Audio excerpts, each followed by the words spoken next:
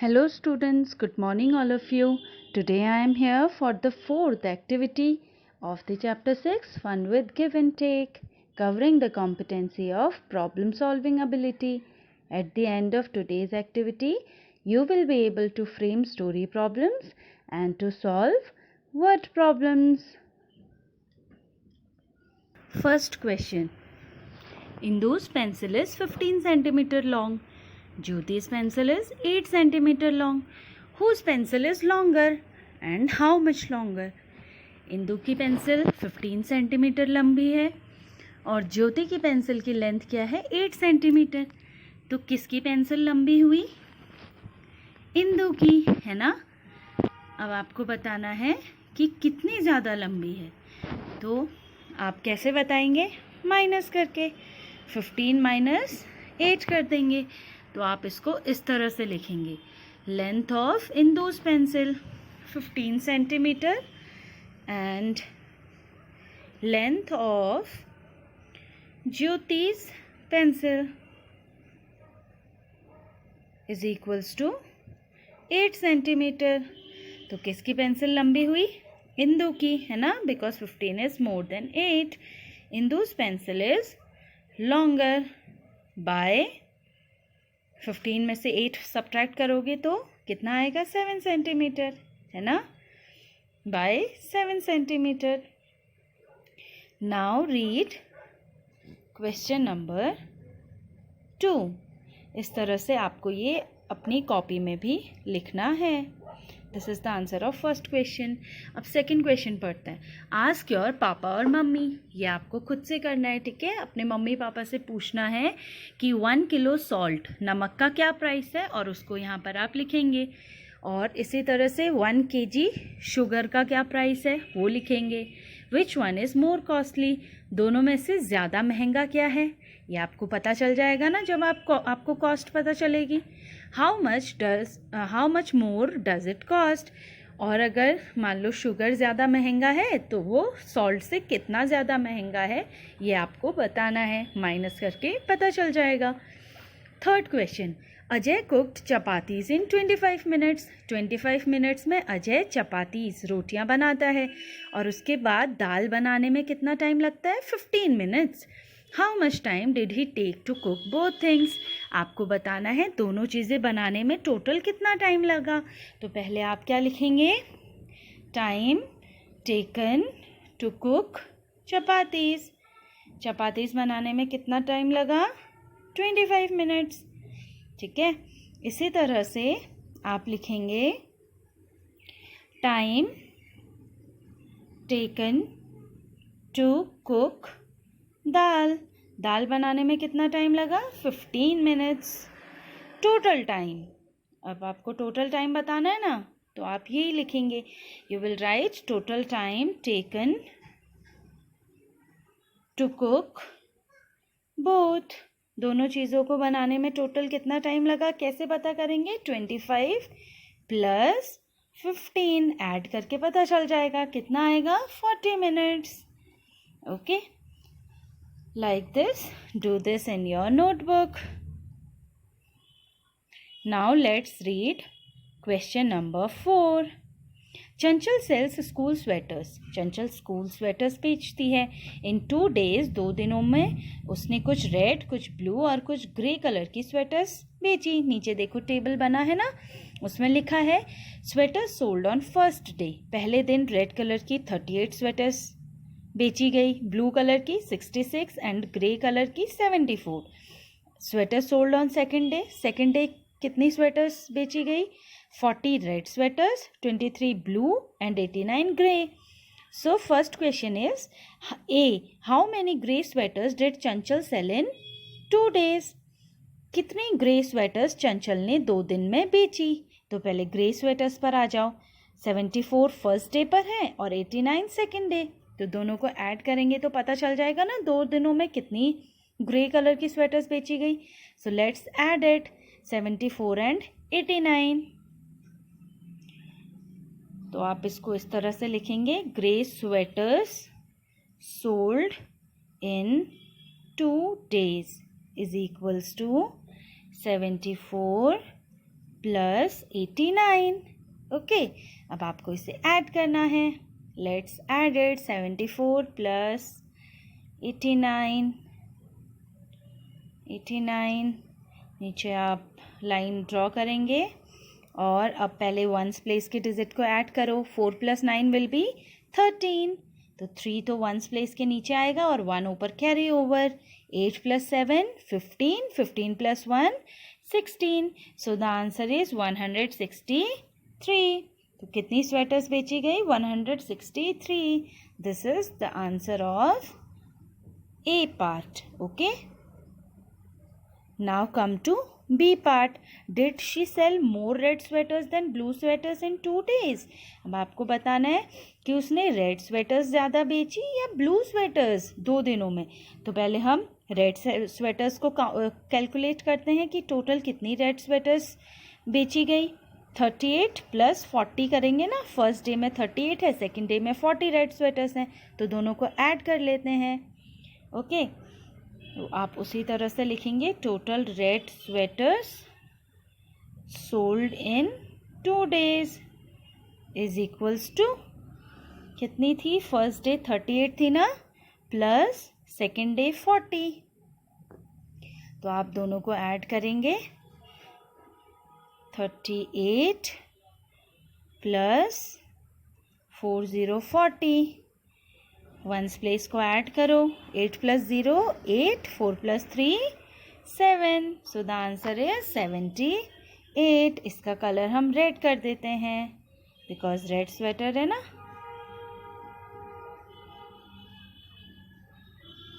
अब blue sweaters का निकालते हैं कि ब्लू स्वेटर्स कितनी बेची गई। ये तो हो गई रेड स्वेटर्स। ब्लू स्वेटर्स हैं फर्स्ट डे 66 और सेकेंड डे 23। तो ऐड करो दोनों को। Total blue sweaters sold in 2 days is equals to 66 plus 23। Okay, अब इसको नीचे ऐड करते हैं। 66, सॉरी थोड़ा स्पेस दे देते हैं। 66 प्लस 23 वंस प्लेस के डिजिट्स को ऐड करें। 6 plus 3 yes 9 and 6 plus 2 8। So the answer is 89। Right. तो कितनी ब्लू स्वेटर्स बेची गई हैं? 89। तो अब आपको पता चल गया ब्लू स्वेटर्स ज़्यादा बेची गई या रेड? It's blue. सो आप यहाँ पर एक सेंटेंस लिखेंगे। Blue sweaters were sold more than red sweaters in 2 days. So students, do this in your notebook.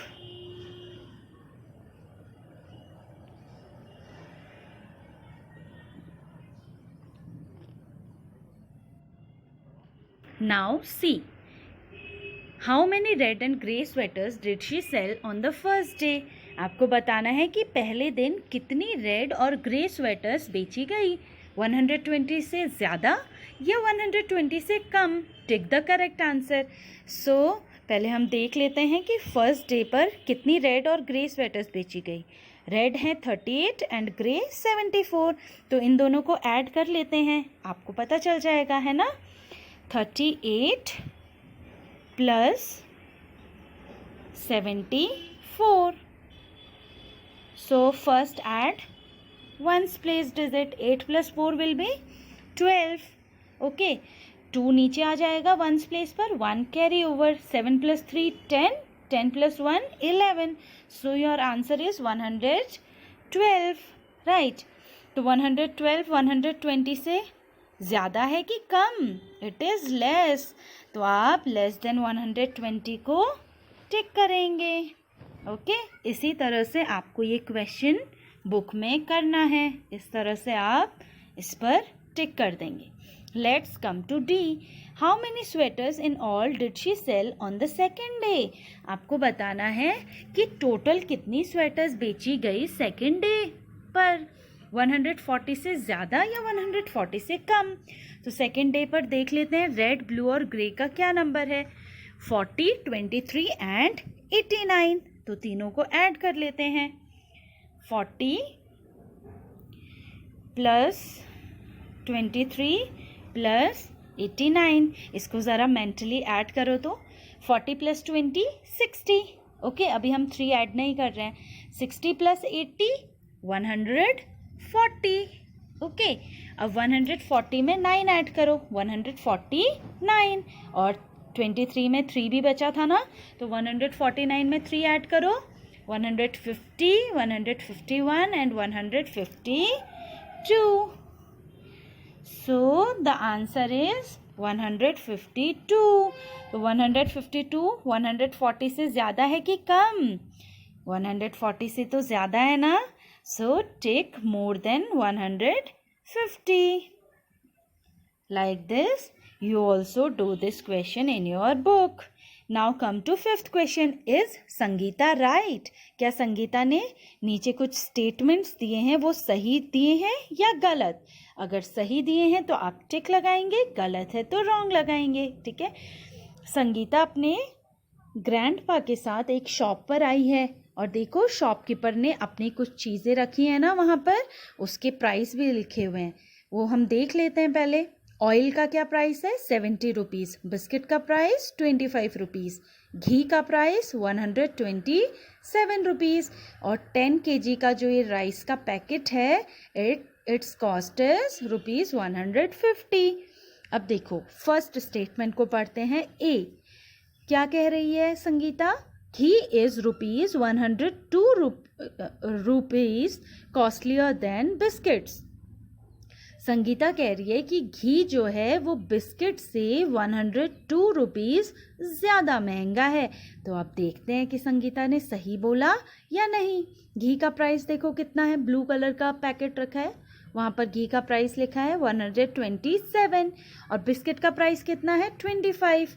तो 127 में से 25 माइनस करेंगे तो हमें पता चलेगा ना कि कौन घी जो है कितना ज़्यादा महंगा है बिस्किट से. माइनस करो, कितना आएगा? पहले 1s प्लेस को माइनस करो, 7 - 5 2. अब 10s प्लेस को माइनस करो, 2 - 2 0 and 1 - 0 1. So the answer is 102. इसका मतलब संगीता ने जो ये बात बोली है वो बिल्कुल सही बोली है. आप इस बॉक्स में क्या करेंगे? एक टिक लगा देंगे. Okay. Now come to statement number B. Price of oil and ghee all together is more than ₹200. अब वो कह रही है कि ऑयल और घी के प्राइस को अगर हम ऐड करेंगे तो जो प्राइस कॉस्ट आएगा वो 200 से ज़्यादा होगा. तो प्राइस को आप ऐड करके देख लो. 127 का घी है और 70 रुपीज़ का ऑयल है. 127 प्लस 70. तो आप पहले इसको मेंटली ऐड करो. 120 प्लस 70 190 और 7 अब ऐड करो. 127 में से 7 छोड़ दिया था ना हमने, तो आंसर विल बी 197. तो संगीता ने क्या कहा था कि ये तो 200 से ज़्यादा होगा, बट 197 इज़ लेस देन 200. 200 से कम है ना. इसका मतलब ये स्टेटमेंट संगीता की गलत हो गई है. सो आप इस बॉक्स में क्या लगाएंगे? टिक, रॉन्ग का मार्क. ओके. अब सी पर आते हैं. Price of ghee and 10 kg rice is less than ₹300. अब वो बोल रही है कि राइस और घी का प्राइस ऐड करने पर 300 से कम पैसे देने होंगे. तो ऐड करके देखो. घी है 127 का और राइस है 150 का. तो इन दोनों को ऐड कर लेते हैं. ठीक है. इसको भी आप मेंटली ऐड करो. 127 में से 100 कितने हैं? 100 और 150 में 100. ठीक है. तो 200 तो यही हो गए. 200 में अब 50 ऐड करो, 250 और 250 हो गया। अब 250 में 27 ऐड करना है, तो 27 ऐड करोगे 250 में तो कितना आएगा? 277। तो इसका मतलब उसने बिल्कुल सही कहा, क्योंकि 277 इज लेस देन 300। 277 300 से कम है। ठीक है, तो आप इस बॉक्स में भी टिक का मार्क कर देंगे। अब डी को पढ़ते हैं। Oil cost ₹40 more than a pack of biscuits. Oil का कॉस्ट बिस्किट के पैकेट से 40 रुपीज़ ज़्यादा है। इसका मतलब क्या हुआ समझे? बिस्किट का प्राइस कितना है? 25 रुपीज़, और उसमें 40 ऐड करो, उससे ज़्यादा होगा ऑयल का प्राइस। तो ऐड करें 40 प्लस 25 कितना होगा? 40 प्लस 20 60 एंड 60 प्लस 5 65। तो ये तो 70 से कम है। ये वाली स्टेटमेंट संगीता की गलत हो गई, क्योंकि उसने कहा था ज़्यादा होगा, है ना। तो यहाँ पर आप रॉन्ग का मार्क लगा देंगे इस बॉक्स में। Okay students, so do it in your text book.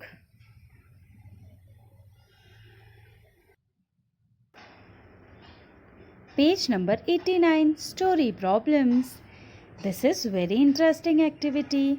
आपको क्या करना है? आपको एक स्टेटमेंट दी होगी जिसमें कुछ इन्फॉर्मेशन होगी।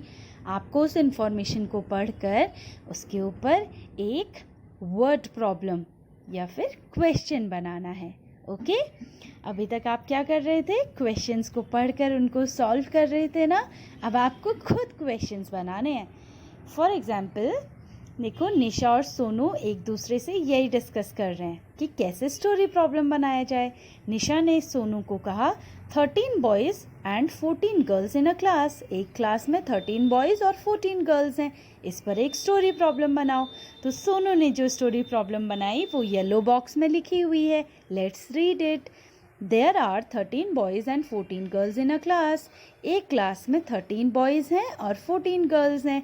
How many students are there all together? तो उस क्लास में टोटल कितने स्टूडेंट्स हैं? इस तरह के क्वेश्चंस आपने सॉल्व भी किए हैं ना। तो आपको भी इसी तरह से स्टोरी प्रॉब्लम्स क्रिएट करनी है। Let's read A. 36 men and 52 women waiting for their turn. 36 main आदमी और 52 औरतें अपनी टर्न, अपनी बारी का वेट कर रही हैं। नीचे पिक्चर देखिए, आपको कुछ समझ में आ रहा है कि ये पिक्चर किससे रिलेटेड है? वहाँ पर कुछ लिखा भी है, योर वोट काउंट्स। आपका वोट बहुत ज़रूरी है।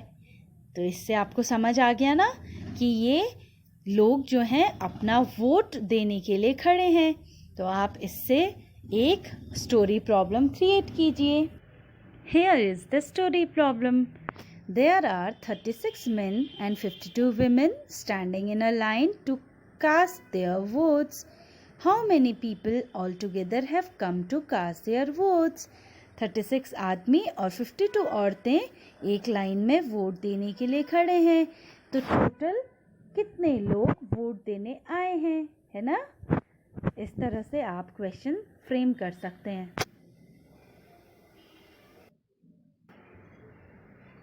B is we have our midday meal in 20 minutes and play for 15 minutes.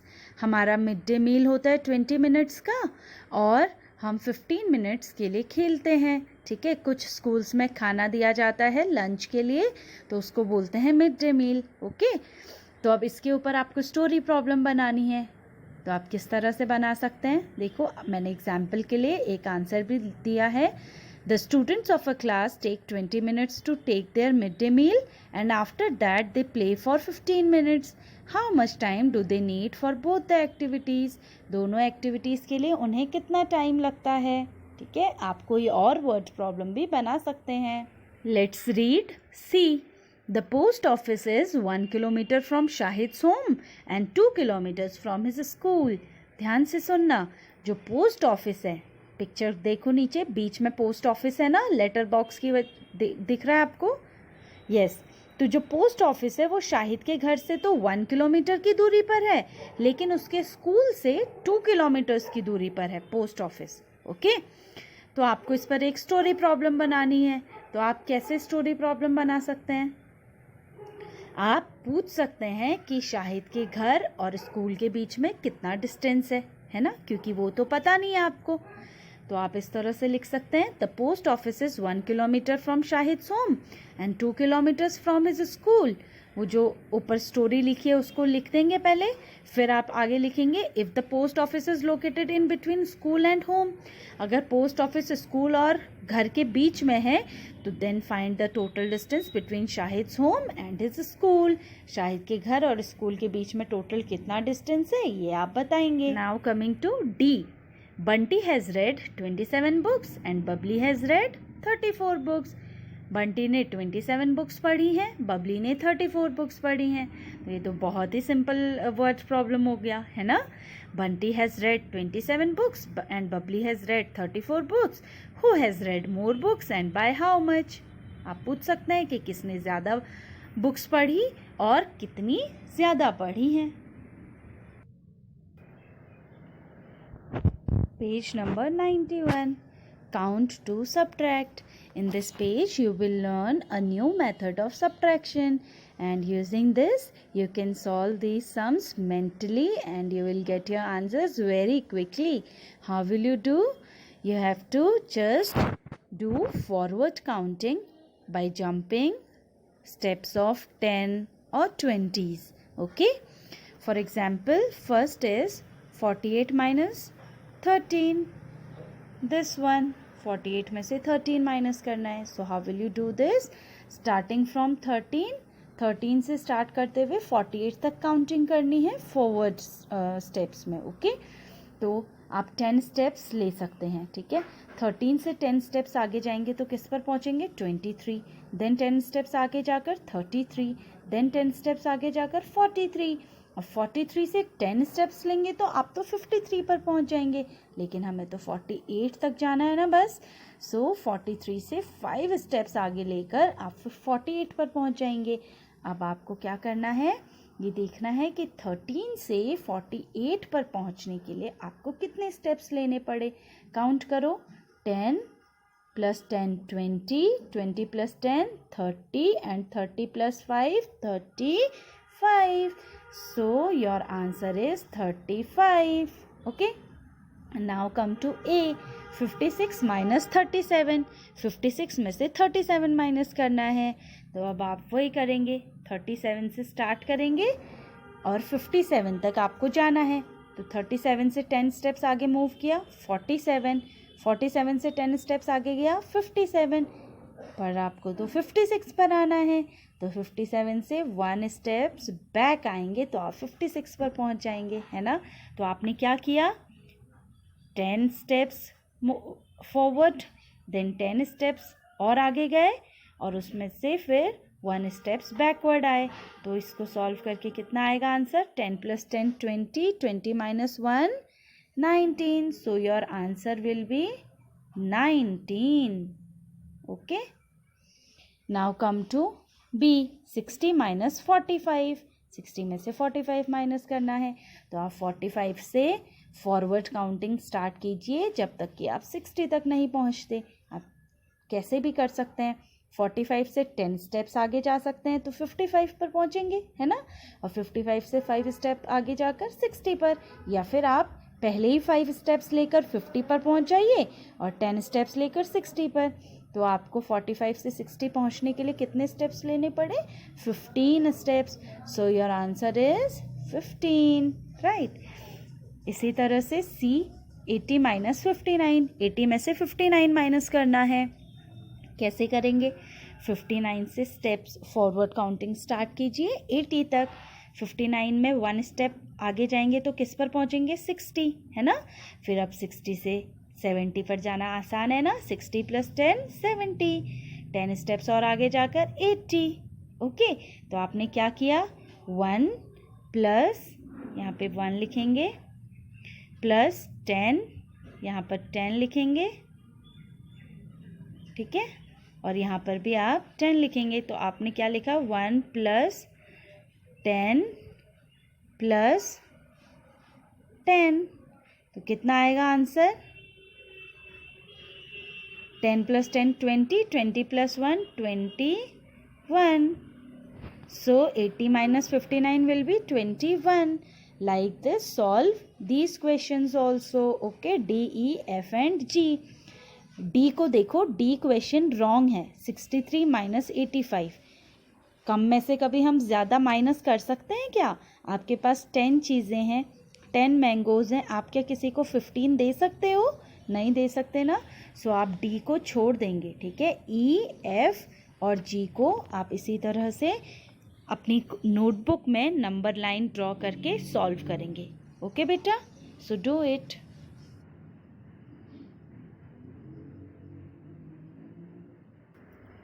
Now coming to page number 92.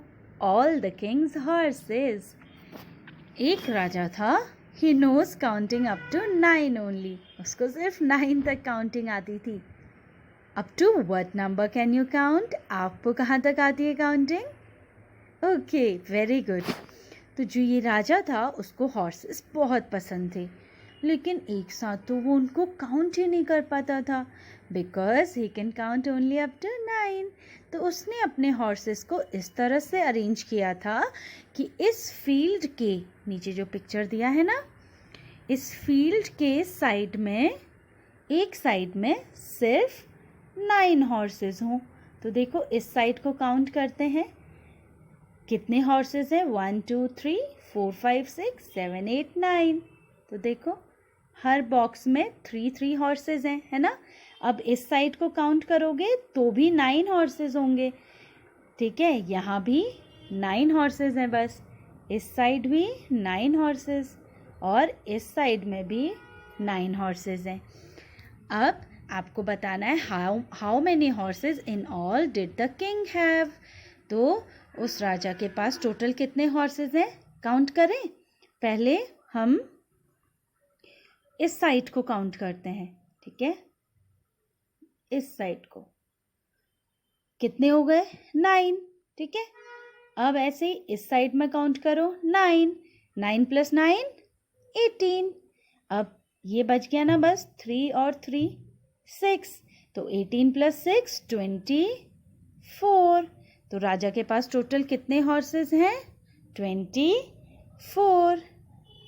समझ में आया। अब एक दिन क्या हुआ, कोई विजिटर वहाँ आया, उसके पास 4 हॉर्सेस थे, ठीक है, 4 horses. It was getting dark और अंधेरा हो रहा था, तो उसने सोचा कि मैं यहीं रुक जाता हूँ। लेकिन जो राजा का हॉर्स कीपर था ना, वो बहुत डर गया। उसने कहा अगर राजा ने एक्स्ट्रा हॉर्सेस देखी तो वो बहुत गुस्सा करेंगे।